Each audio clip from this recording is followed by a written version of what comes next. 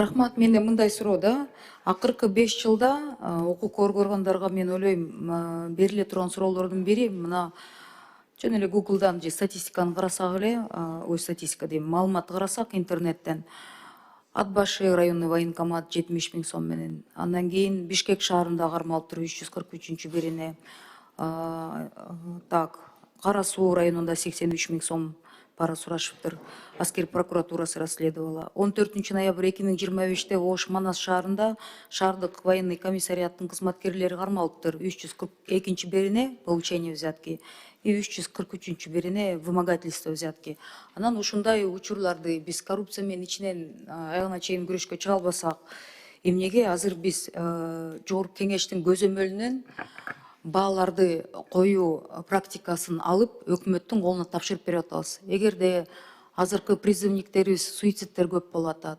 Сиз билесиз, эми көп жылдан бери иштеген адамсыз да. Анан бизге энелер кайрылып атат да. Менин балам мындай ушул парламентте бир өкмөткө тапшырма берип, укук органдары менен бирге отуруп алып туруп сүйлөшпөйлү, кандай болуп атат, эмне болуп атат, балдарыбызды жоготпойбу, эмнеге жоготуп атабыз деп. Пошел повесился, пошел сам себя застрелил деген учурлар көп болуп атат да. Буну эч ким иликтебей атат деп арызданып атышат. Анан ушундай учурларга мына коллегаларым деле айтып азыр менден кийин деле айтышат болуш керек. Баардыгы кымбаттап атканда анан бай кедейге бөлгөн деле сөз мына тоже туура болуп атат да. Сиз кандай дейсиз?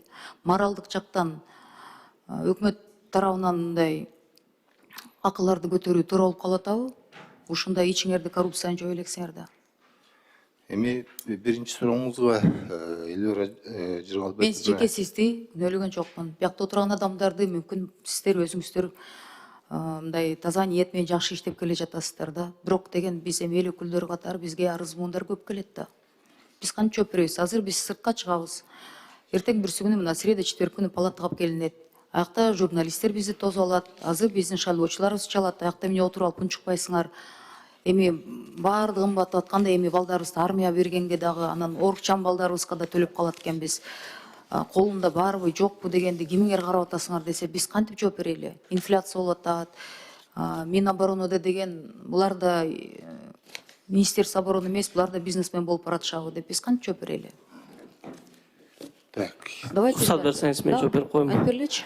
Элмира Жакалбековна, сиз туура айтасыз. Элдин көзүн караганда ошол мындай уялбай жооп бергенде болот. Бизде Конституцияда жазылгандай 18 жашка толгон жаран бул аскерге кызмат кылууга милдеттүү. Анан сиз жана жогоруда айтып кеткен альтернативалык кызматты биз көтөрүүдө бул жерде жана үй бүлөлүк шарты, жана диний көз караш, ден соолук аркылуу, анан жана коомдук пайдалуу жумуш дегенде бул жерде ошол эле жарандарды биз бияка барасын деп бөлбөйбүз. Бул ошо аскерге чакырылчу өзүнүн мыйзамда көрсөтүлгөн ошол эле бала альтернатива кызматка арыз жазып армияга кызмат кылса болот. Анан жана суммаларын көтөрүү боюнча бул жерде булардын мөөнөтү 18 айга созулат. Ошондо мисалга жана сиз айтып аткан 18 орукчан медицинский справкалар болсо анда көбөйттүрүп атасыңар да. Жок, ал жерде эми оорусу жана оорусунун бул жерде медициналык 787 приказ бар. Ал жерде жеңилирээк оорулар бул альтернативалык кызмат каралган. Кайсы оорулар?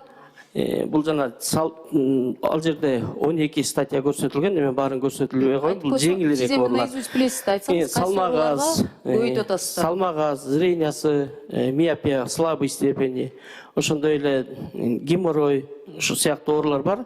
А жанагы сиз айтып аткан оорусу боюнча алар бизде эч кандай акча төлөбөстөн тынчтык убагында аскерге жараксыз деп, алар эч кандай акча төлөбөй аскердик билетин алышат. Жана үй бүлө шарты боюнча бизден бул жерде 18 000 сом, 18 айга айына 1000 сомдон эле төлөнөт, айына 1000 сомдон эле төлөнчү. Ошону биз азыр 25 ошондо 1333 сом эле төлөп калат.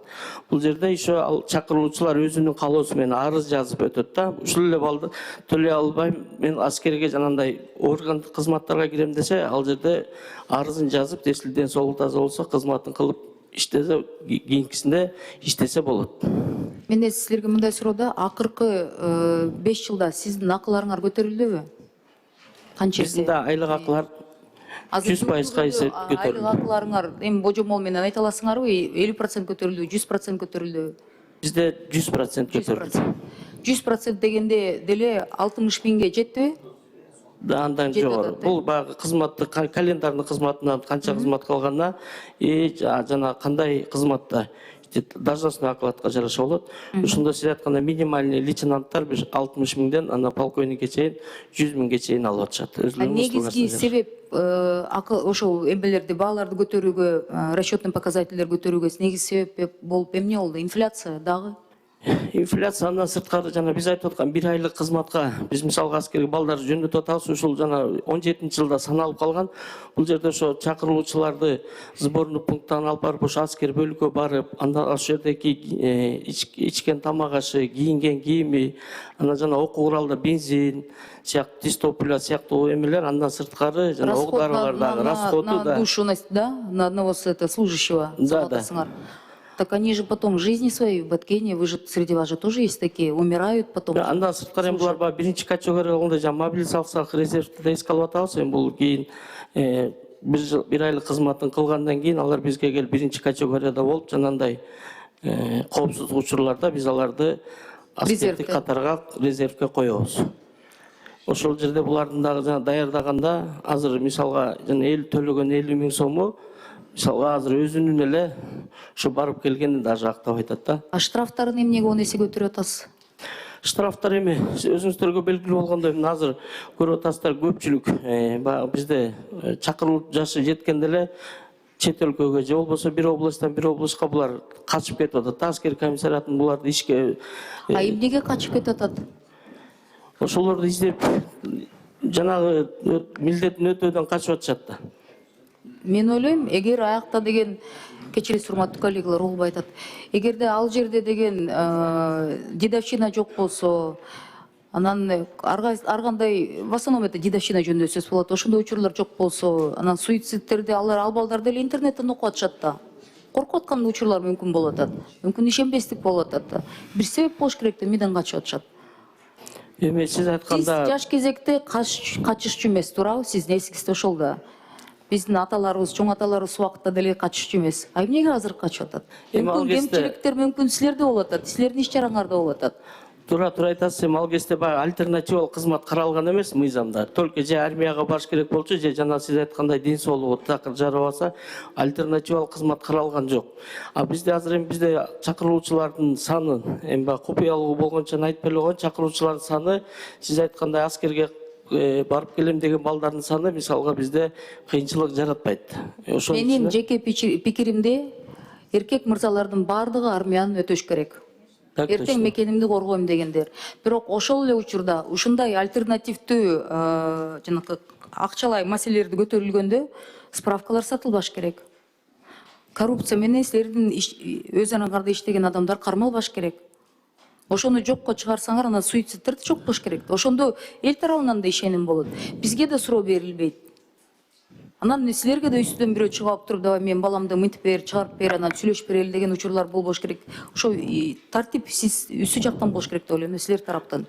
Же анда бардык армияга барсын. Справкалар жанагы оорукчан деген, анан бирок бул жерде байгидей деп бөлгөнү коллегаларым туура айтып атат да. Ошондой болуп атат. Азыр эл бул мыйзам сыртка чыкканда эле сөз болот. Бул бизнесмен өкмөт, бул даже военныйлар, даже кедейлерге акча жасайын деп атат деп. Ушул сөз сыртка чыкканда кайра эле негативтерге келет, көрөсүңөр кайра эле бул мыйзам жартка тартасыңар, же сөздүн ачыгы аябай негатив дагы мындай негативдин үстүнө негатив болуп аябай көп нерселер болуп атат да. Ошону дагы бир сиз үстүнөн азыр кошуп атасыздар. Вы не в правильное время принесли этот законопроект, я вам честно скажу. Неудобное время. И жетекчиликти вы очень сильно сейчас подставляете этим законопроектом.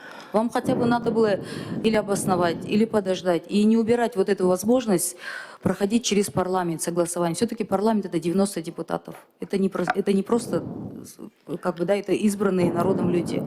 Анан барып эле өкмөткө алып. Вы представляете, сейчас какая картина будет? Сейчас мама, у которой ребенок подрастает, она будет думать: так, эртең мен бюджетин санаш керекмин, эртең вдруг балам оорукчан болсо мен канча төлөйт экенмин.